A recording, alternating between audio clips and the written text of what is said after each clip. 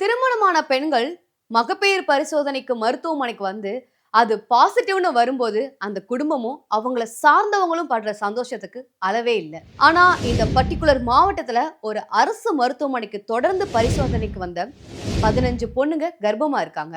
இதுல என்னங்க இருக்குன்னு யோசிக்கிறீங்களா? இந்த 15 பொண்ணுங்களுக்கும் 18 வயசுக்கு கீழே இருந்தாங்கன்னு சொன்னா அந்த 15 பொண்ணுங்களும் ஸ்கூல் படிக்கிற பொண்ணுங்களா இருந்தா அந்த பொண்ணுங்க எல்லாம் பாலியல் கொடுமையால பாதிக்கப்பட்ட பொண்ணுங்களா இருந்தா இப்ப சொல்லுங்க, இந்த சமுதாயம் எதை நோக்கி போகுது? தெரிஞ்சுக்கலாம். Social progress can be measured by the social position of the female sex. ஒரு சமூகத்தோட முன்னேற்றத்தை ஒரு பெண்ணோட சமூக நிலையை வச்சு அளவிட முடியும் அப்படின்னு சொல்லப்படுது.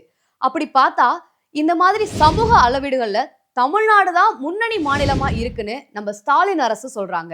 ஆனா இங்க 2023ல இருந்து எடுத்துக்கிட்டோம் அப்படின்னா 56% குழந்தை திருமணம் அப்படிங்கிறது அதிகரிச்சிருக்கு. இங்க ஒரு பொண்ணு கர்ப்பமாக்கி அவ மருத்துவமனைக்கு சிகிச்சைக்கு வரும்போதுதான் தெரியுது அந்த பொண்ணு சட்டப்பூர்வமான வயது வர்றதுக்கு முன்னாடியே திருமணமாகி இருக்கு.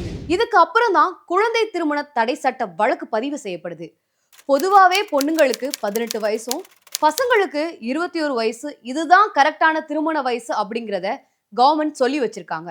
இப்படி இருக்கும்போது சின்ன வயசுல, அதாவது 18 வயசுக்கு கீழே இருக்க இந்த சிறுமிகளுக்கு திருமணம் செஞ்சு வைக்கிறது அப்படின்றது ஒரு குற்றமா கருதப்படுது. இந்த நிலையில எப்படி இத்தனை சதவீதம், அதாவது 56% குழந்தை திருமணங்கள் அதிகரிச்சிருக்கு?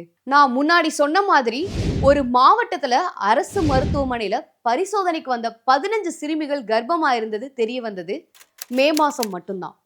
இந்த மாதிரி அதிர்ச்சி தகவல் வெளியாகிற வரைக்கும் இந்த அரசாங்கம் என்ன பண்ணிக்கிட்டு இருக்கு? இப்படி ஒரு மாசத்துல ஒரு மாவட்டத்துல ஒரு அரசு மருத்துவமனையில மட்டுமே 15 சிறுமிகளுக்கு இந்த பிரச்சனைனா இங்க எத்தனை மாவட்டங்கள் இருக்கு, எத்தனை மருத்துவமனைகள் இருக்கு? கணக்குல தெரியாம இங்க எத்தனை சிறுமிகள் பாதிக்கப்படுறாங்க? யோசிச்சு பார்க்கவே பயமா இருக்குல்ல. இந்த சமுதாயம் எதை நோக்கி போகுதுன்னு. மறுபக்கம் பரிசோதனைக்கு வர மாணவிகள் பாலியல் வன்கொடுமையால கர்ப்பமாகி இருக்கிறது தெரிய வருது.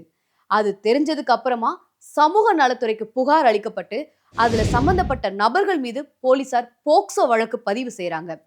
இந்த ஸ்டாலின் ஆட்சியில இதுல எத்தனை பேருக்கு இங்க தண்டனை கிடைச்சிருக்கு? தண்டனை கிடைக்கிறத தாண்டி அந்த பெண்களோட வாழ்க்கைக்கு பதில் என்ன? இந்த அரசாங்கம் அவங்களுக்கு என்ன பதில் சொல்ல போகுது?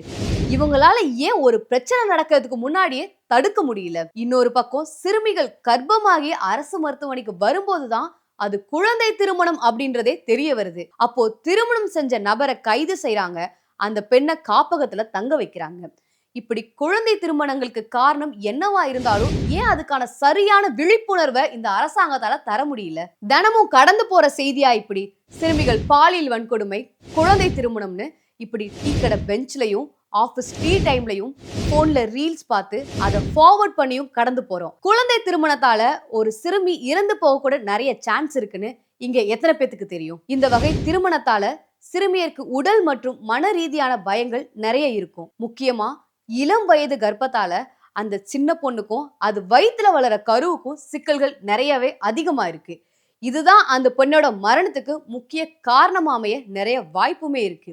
இத வேறொரு கோணத்துல பார்த்தோம்னா தமிழகத்துல மட்டும் தர்மபுரி, கிருஷ்ணகிரி, வேலூர், திருவண்ணாமலை இந்த மாதிரி மாவட்டத்துல மலை கிராமங்கள்ல வசிக்கிற மக்களுக்கு போதிய படிப்பறிவு இல்லாததால கூலி வேலையில ஈடுபடுறாங்க.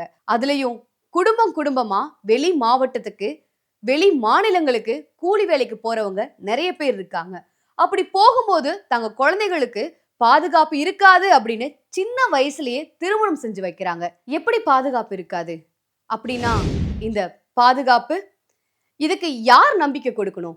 எந்த நேரத்திலையும் நம்ம குழந்தைகளுக்கு எதுவும் நடக்காது அப்படின்ற நம்பிக்கைய இந்த அரசாங்கம் ஏன் கொடுக்க தவறுது? இப்படி படிப்பறிவு இல்லாம கூலி வேலை போற மக்களுக்கு சரியான விழிப்புணர்வை ஏன் ஒரு அரசாங்கத்தால இங்க கொடுக்க முடியல? இங்க எல்லாமே வெறும் கேள்வியா இருக்கிறப்போ இதுக்கெல்லாம் எப்ப இந்த அரசாங்கம் பதில் சொல்ல போகுது? இதுல இருந்து எப்படி பெண்களை தப்பு வைக்கிறது அப்படின்னு யோசிக்கும் பொழுது முதல்ல என்ன சொல்லலாம், நம்ம தனிநபரா என்ன இன்ட்ரெஸ்ட் எடுத்து பண்ணாலும் அரசு என்ன செய்யுது அப்படிங்கிற ஒரு இடம் வருதுல்ல, அங்க ஒரு கேள்வி வருது. தகவல் அளிக்கிறவங்களோட ரகசியம் காக்கப்படும்னு சொல்றாங்க.